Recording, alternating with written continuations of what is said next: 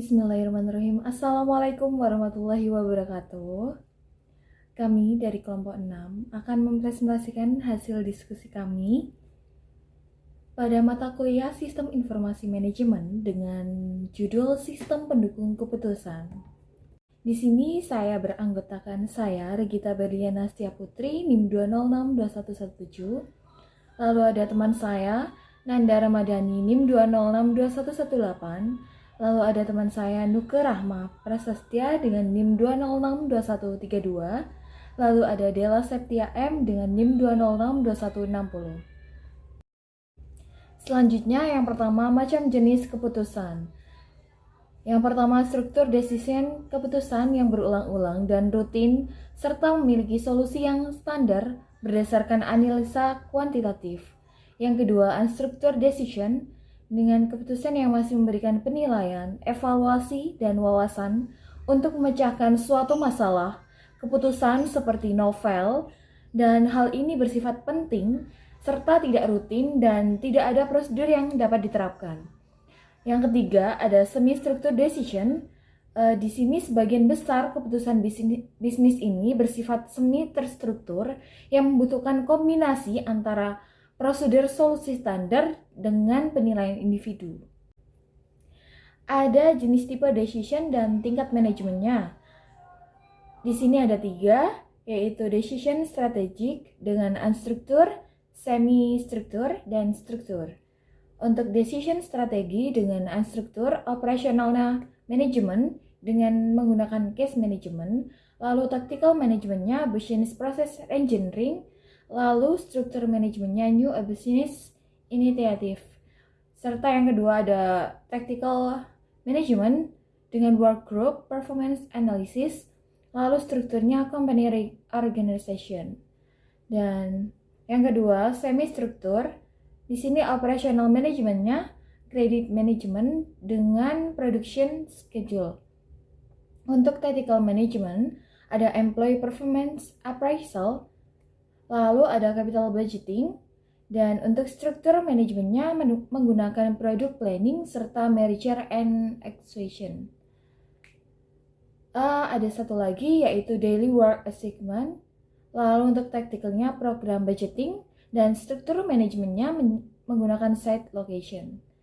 Dan yang terakhir ada struktur. Di sini operational manajemennya menggunakan inventory control, lalu untuk tacticalnya menggunakan program control.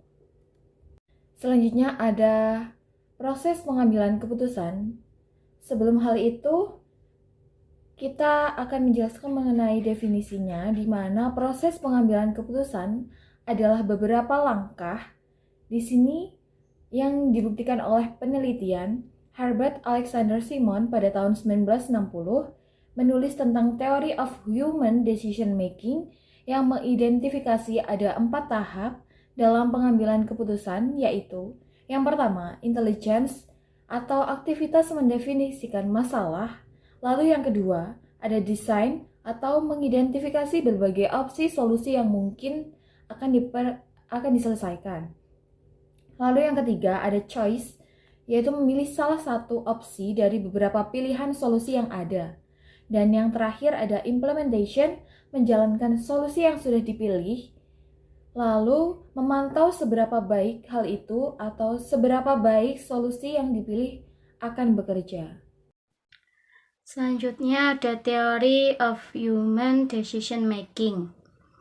Menurut Herbert Alexander Simon, tahun 1960, menulis Theory of Human Decision Making yang menggambarkan 4 tahapan berbeda dalam pengambilan keputusan. Yang pertama ada intelligence, yang kedua design, yang ketiga choice, dan yang keempat implementation. Selanjutnya adalah proses pengambilan keputusan. Yang pertama dimulai dari intelligence, di mana pada tahapan ini kita diminta untuk mengetahui terlebih dahulu apa permasalahan yang dihadapi untuk dapat mengambil keputusan. Yang kedua ada desain, di mana kita mengetahui apa solusi yang akan digunakan untuk pengambilan keputusan. Selanjutnya, dalam tahapan yang ketiga, ada choice, di mana kita mengetahui atau kita tahu mana solusi yang terbaik untuk mengambil suatu keputusan. Jadi setelah kita mengetahui problem, yang kedua kita mengetahui solusi yang akan digunakan, yang ketiga ada choice yang dimana kita mengambil dari beberapa solusi tersebut, solusi manakah yang terbaik yang akan diambil untuk mengambil keputusan. Dan tahapan yang ketiga adalah implementasi, di mana setelah kita menentukan solusi mana yang terbaik untuk mengambil keputusan, selanjutnya kita mengimplementasikan solusi tersebut dalam mengambil keputusan. Selanjutnya, pada slide selanjutnya ada manajer dan pengambilan keputusan. Manajer memainkan peran utama dalam organisasi dengan lingkup tanggung jawabnya cukup luas, mulai dari membuat keputusan, menyusun laporan, sampai mengatur pesta ulang tahun. Adapun peran manajer pada aktivitas dalam suatu organisasi. Menurut Mintzberg menemukan bahwa peran manajer dibagi 3 kategori, yaitu yang pertama, interpersonal roles, di mana manajer berlaku sebagai wakil perusahaan ke dunia luar saat melakukan tugas simbolik, seperti saat mewakili organisasi dalam menerima penghargaan dari badan independen. Yang kedua ada informational roles, di mana manajer berlaku sebagai nadi dari perusahaan, menerima informasi paling konkret, up to date, dan mendistribusikan ke mereka yang membutuhkan. Oleh karena itu, manajer sebagai penyebar informasi dan juru bicara untuk organisasi mereka. Yang ketiga, decisional roles, di mana manajer bertindak mengambil keputusan dalam berbagai aktivitas sehari-hari, menangani berbagai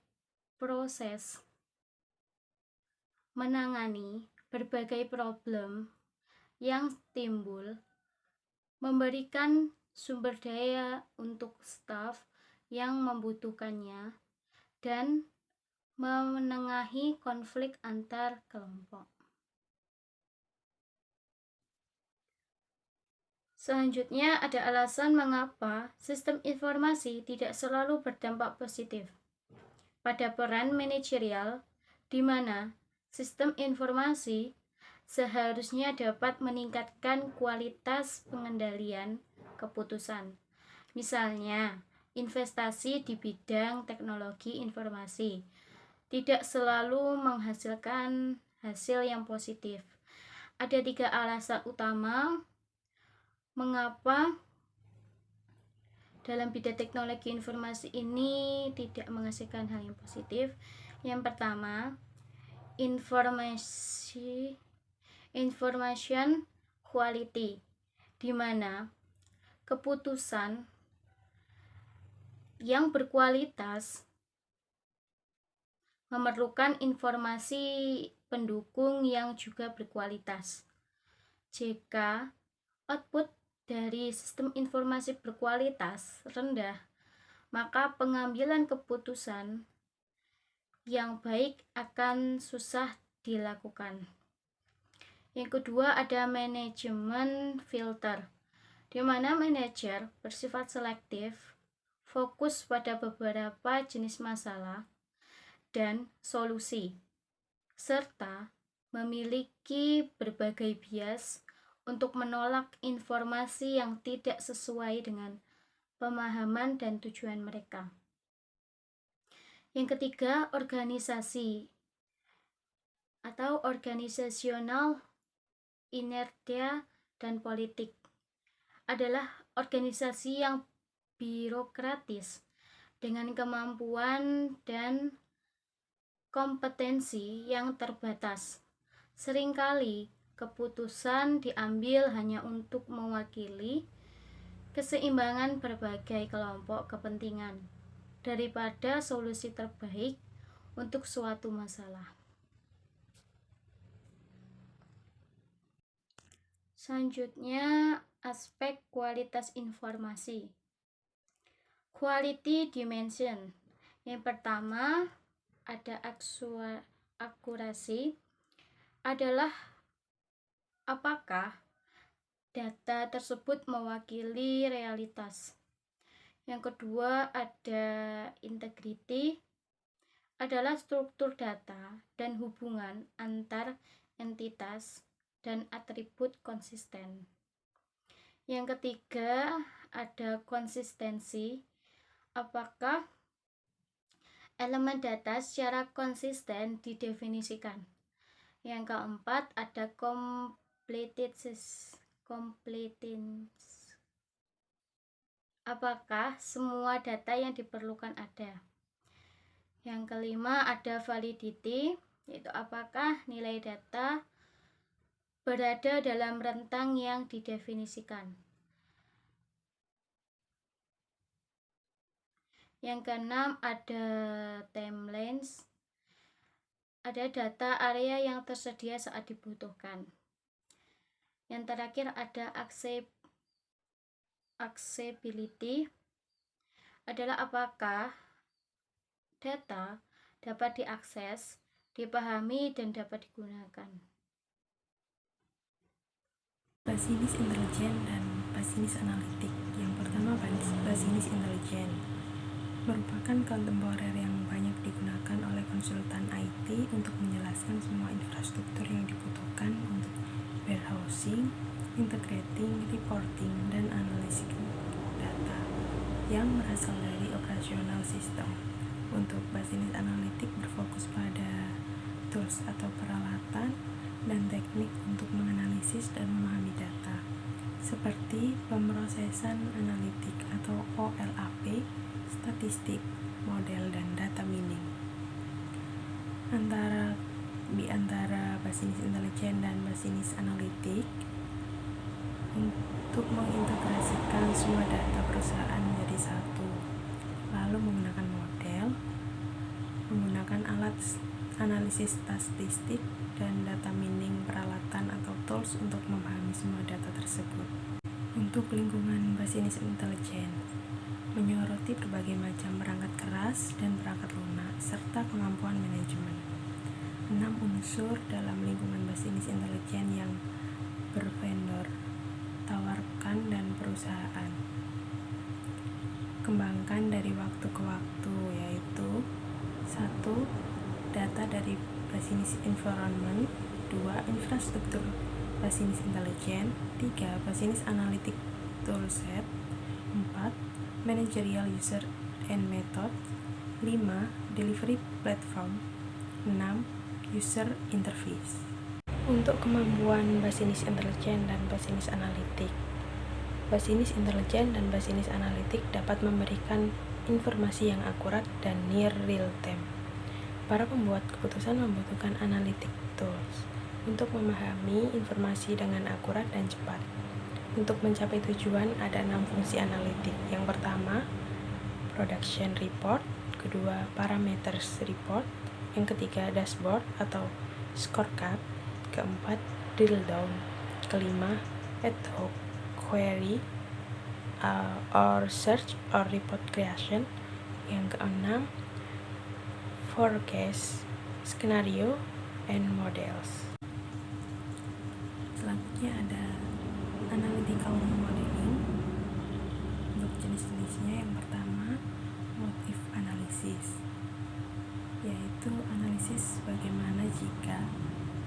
Untuk kegiatannya, observing how genes to select variable affect other variable, yang artinya mengamati bagaimana perubahan pada variabel yang dipilih mempengaruhi variabel lain. Example, what if we cut advertising by 10%? What would happen to sales? Yang artinya bagaimana jika kita memotong iklan sebesar 10% dan apa yang akan terjadi pada penjualan. Yang kedua, analisis sensitivitas atau sensitivity analysis. Untuk kegiatannya, observing how repeat change to a single variable affect other variable, yang artinya mengamati bagaimana perubahan berulang pada suatu variabel mempengaruhi variabel lain. Example, let's cut advertising by $100 repeatedly so we can see its relationship to sales. Yang artinya kita memotong iklan sebesar $100 berulang kali sehingga kita dapat melihat hubungan antara penjual. Yang ketiga, goal seeking analysis atau analisis pencarian tujuan. Kegiatannya making repeat change to sales variable until a choose variable reaches a target value, yang artinya membuat perubahan berulang-ulang pada variabel yang dipilih hingga variabel yang dipilih mencapai nilai target. Untuk contohnya ada let's try increase in advertising until sales reach $1 million, yang artinya kita mencoba meningkatkan iklan hingga penjualan mencapai $1 juta. Untuk yang terakhir, optimization analysis atau analis pengoptimalan, yaitu finding an optimum value for select variable given certain context, yang artinya menemukan nilai optimal untuk variabel yang dipilih dengan batasan tertentu. Example, what the best amount of advertising to have given our budget and choice of media, yang artinya berapa jumlah iklan yang baik untuk dimiliki dan mengingat anggaran yang dipilih oleh media. Slide selanjutnya, penggunaan basinis intelijen dan basinis analitik. Untuk lebih dari 80% penggunaan basinis intelijen terdiri dari penggunaan biasa yang mengandalkan sebagian besar pada laporan produksi. Eksekutif senior cenderung menggunakan basinis intelijen untuk memantau kegiatan-kegiatan perusahaan menggunakan antarmuka visual seperti dashboard dan scorecard. Untuk manajer menengah dan analis mungkin untuk tenggelam dalam data lebih jauh dengan menggunakan query dan slice and dice data lintas dimensi-dimensi yang berbeda dengan alasan kepraktisan karyawan operasional, pelanggan, dan juga pemasok. Sebagian besar mencari prepack reports. Selanjutnya akan dilanjutkan oleh Dela. BI dan BA untuk organisasi 1, One Step Intelligence Solution. Yang kedua, Multi-Plan Best of Brand Vendor Solution. Apapun strategi yang diadopsi suatu perusahaan dalam implementasi B1 dan BA, perusahaan akan menjadi tergantung oleh satu atau beberapa vendor. Sementara biaya perpindahan ke vendor lain tidak murah. Di sini adalah ada contoh gambar strategi manajemen untuk mengembangkan B1 dan BI atau B. Bisa dilihat di sini ada gambarnya. Penjelasan dari gambar tersebut adalah vendor BI biasa klaim bahwa tools dan mitra teknologi untuk membangun solusi B1 dapat menyatukan portofolio layanan software, hardware, ataupun manajer harus mengevaluasi secara kritis klaim tersebut dengan melihat lebih dalam bagaimana kinerja bisnis dapat meningkatkan adanya sistem baru dan membandingkan apakah biaya besar yang dikeluarkan sepadan dengan manfaat yang akan didapatkan. Selanjutnya, yakni sistem pendukung keputusan untuk manajer operasional menengah dan senior. Manajer operasional dapat mengajarkan manajer menengah bertanggung jawab untuk mematuhi kinerja aspek-aspek kunci dari bisnis keputusan yang dibuat. Terstruktur MIS dikembangkan untuk mendukung keputusan-keputusan yang bersifat struktur dan output utama MIS adalah laporan rutin produksi, decision support system, delivery platform BI dengan kemampuan untuk mendukung pengambilan keputusan semi terstruktur word it utama BI digunakan oleh manajer super user dan analisis bisnis tajam. Pola-pola tersembunyi dalam data untuk menemukan alternatif atau model skenario bisnis atau untuk menguji hipotesis tertentu. Pivot table pada spreadsheet mempunyai fitur serupa untuk analisis multidimensi, di mana manajer, super user, dan analisis menggunakannya untuk mendukung pengambilan keputusan semi terstruktur. Untuk membantu C-level executive manager pada fokus pada informasi kinerja penting dapat menggunakan Executive Support System ESS. Salah satu platform yang populer dalam menerapkan ESS adalah Brainshark.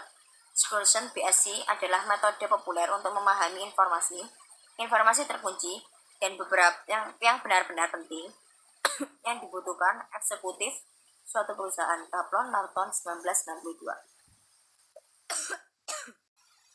Balance Scorecard BSC.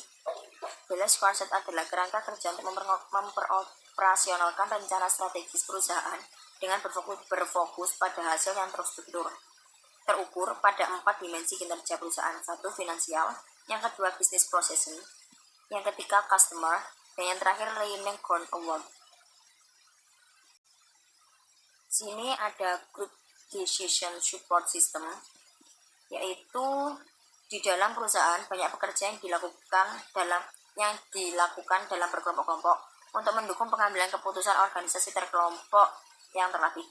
Dikembangkan sistem teknologi kategori khusus yang disebut Group Decision Support System adalah sistem kolaborasi dan alat ukur video conference and pertemuan elektronik berbasis web, mendukung beberapa proses keputusan kelompok GDSS berbasis komputer interaktif yang dapat digunakan untuk memfasilitas solusi dari problem of kelompok pembuat keputusan yang saling bekerja sama di satu lokasi atau lebih di lokasi lain.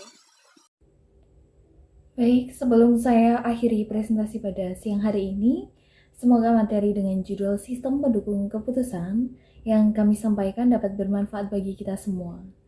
Jika ada salah atau kurangnya, saya mohon maaf yang sebesar-besarnya. Selamat siang dan terima kasih.